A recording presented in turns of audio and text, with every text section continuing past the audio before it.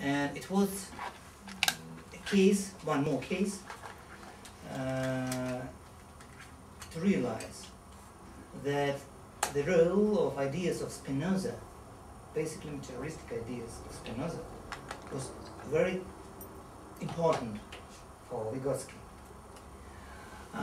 Vygotsky said that it's easy to be a materialist in, say, physics, but try to be a materialist in psychology. What I mean, when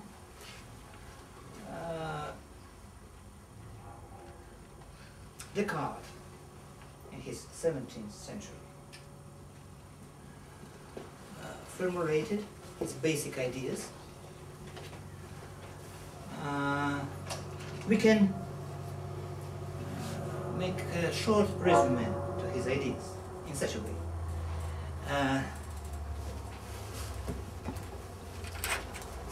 Surely you know from the basics of school physics this formula.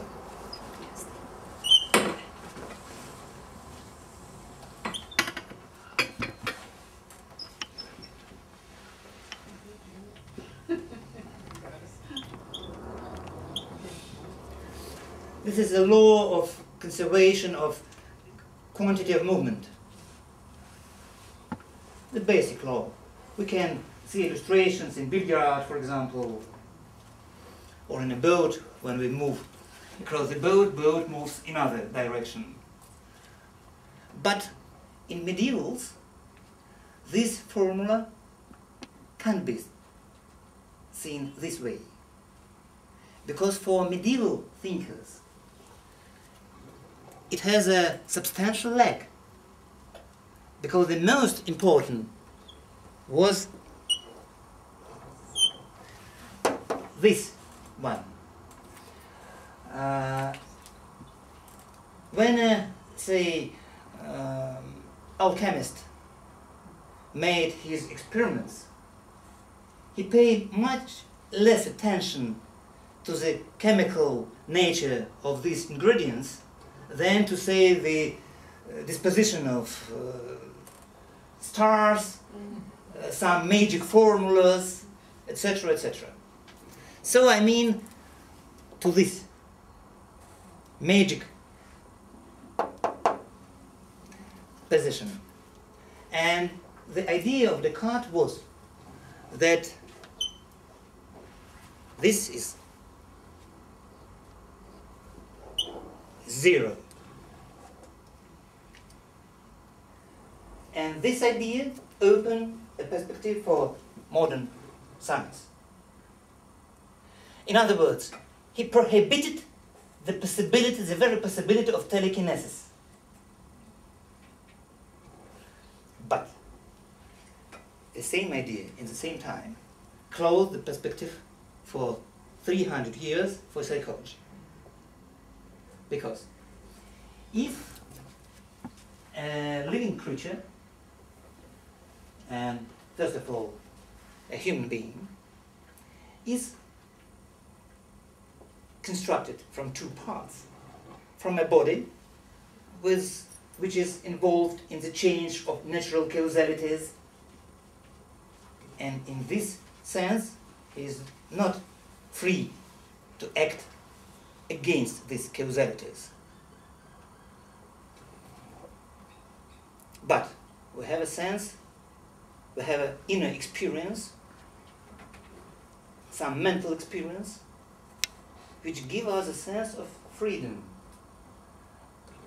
So Descartes postulated that we as human beings are splitting into two parts, in causal mechanical body and free will, soul or psyche. You know, so he made an exclusion from this statement. This exclusion had right only in one small place, where our soul can move telekinetically pineal gland in our brains. Even Descartes himself realized the weakness of this position. In his letter to Queen Christian, Swedish Queen, he said that I can't help this position. I understand, I realize that it's a weak point in my system. And just in this point, direct his attacks Spinoza.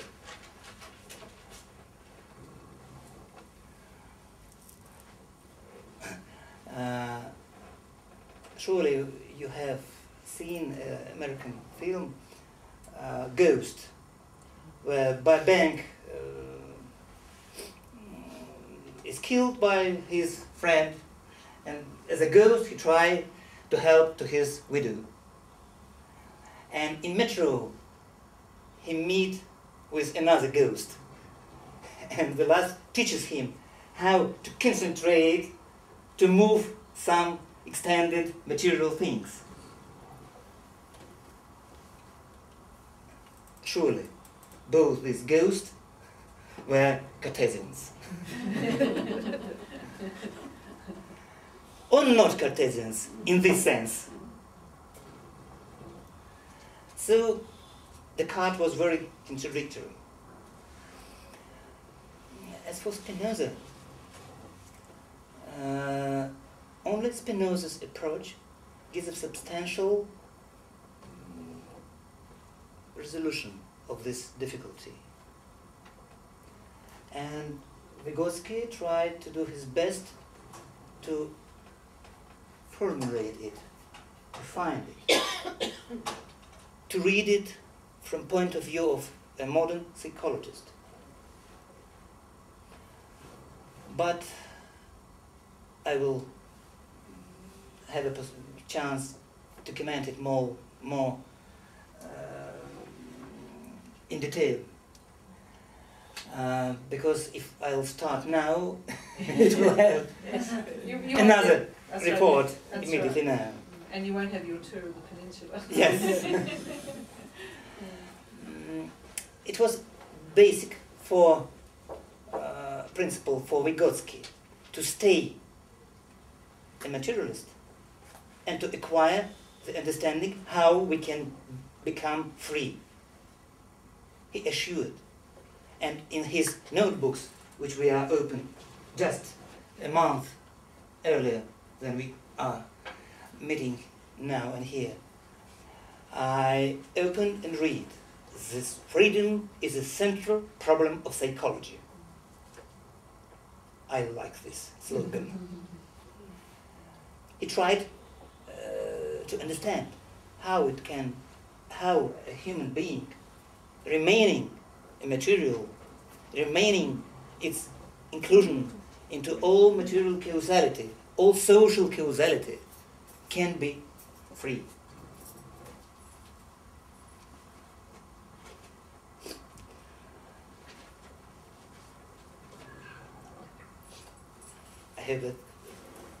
I have to stop myself. Yeah. So we can revisit those ideas. Yes, tomorrow. yes. With pleasure. Yeah. Thank you. I'm conscious of the time because I think is Bob out there waiting? I think he's got your bag already. So Yes, maybe just one other last question before we finish. We can pick up some more questions tomorrow, I think. Sasha, Okay. yes. Prepare questions. Yes, yeah. That's right. Dualism and what? Agency. Agency, activity. No, your soul, well, I would say your agency, it's your way of Capacity acting, to your act, freedom, capacity to act. your capacity to act as a human, as a thinker, and From point of view of Spinoza, you mean? Or from your point of view? Some other. Yeah, from your point of view. From what? My point is coincide with Spinoza. Yeah. So. Just a little example with goat. I think it's contains not only a joke. Let's imagine that once upon a time there lived a goat who lived in mountains. He jumped from one stone to another very successfully because it was his native circumstance. No, and We're just about to let's imagine that this goat, after one of his jumps, find him in library, university, open a book of Descartes, and acquired an idea of free will, which has nothing to do with any natural causality. When he was not such educated, he had to put into consideration the Newtonian law, surely don't knowing the name of this law, but the real relations caused by this law of gravitation. But now he pretend to know that all this is old stuff, that as a free will he can be more high than these natural causalities. It's easy to imagine what will happen with this poor goat.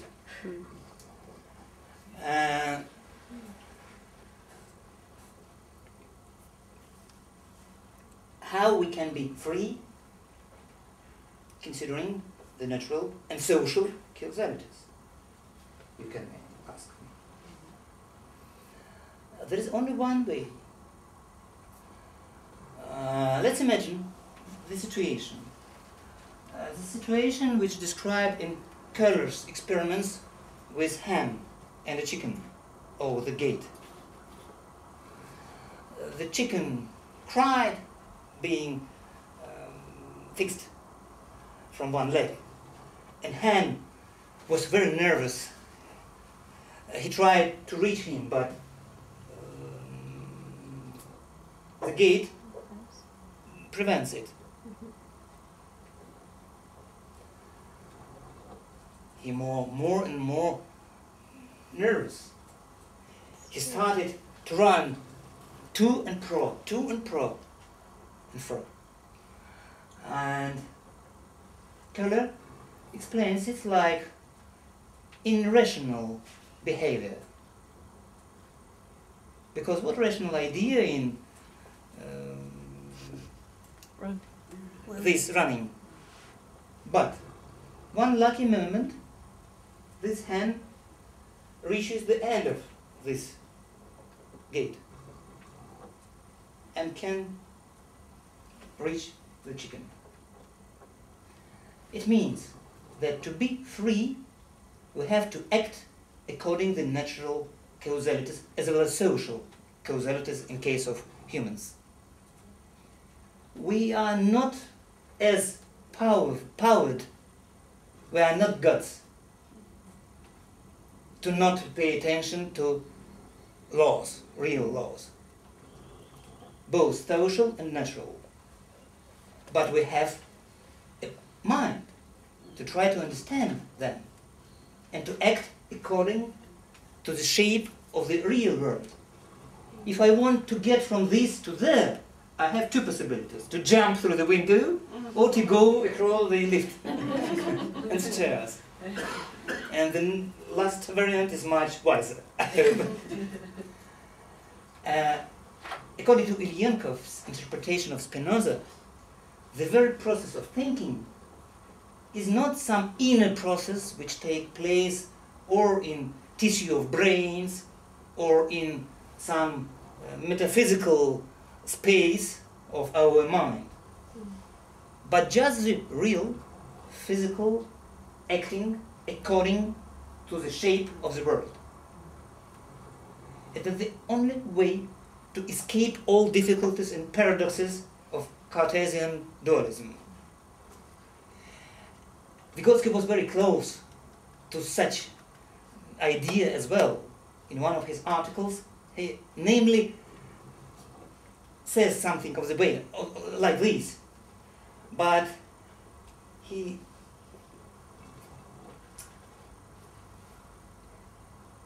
dropped his insight. He didn't mention his insight, and returned to more traditional understanding. Maybe if he had a possibility to live more and not in our tragical country, he will come to more profound understanding of Spinoza's approach, just like Ilyenkov lately. One just interesting detail. Both Vygotsky and Ilyenkov left unfinished manuscripts concerning Spinoza. Both these manuscripts were unfinished. Both contain the only first chapter, in which consists the criticism of Descartes, and only from time to time mentions Spinoza. The only difficulty was that Ilyenkov left a work in which he had a possibility to develop his approach to Spinozian ideas. I mean dialectical logic.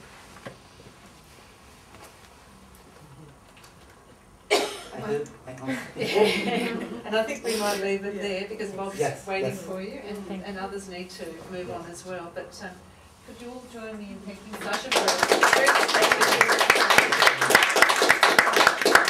and I think Bob's going to take you for lunch. Yes, yes. Here are my visit cards. Oh, Good. well,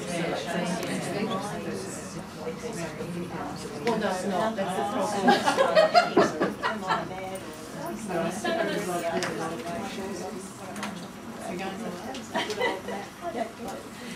you were so good. Experience. Should we turn that on?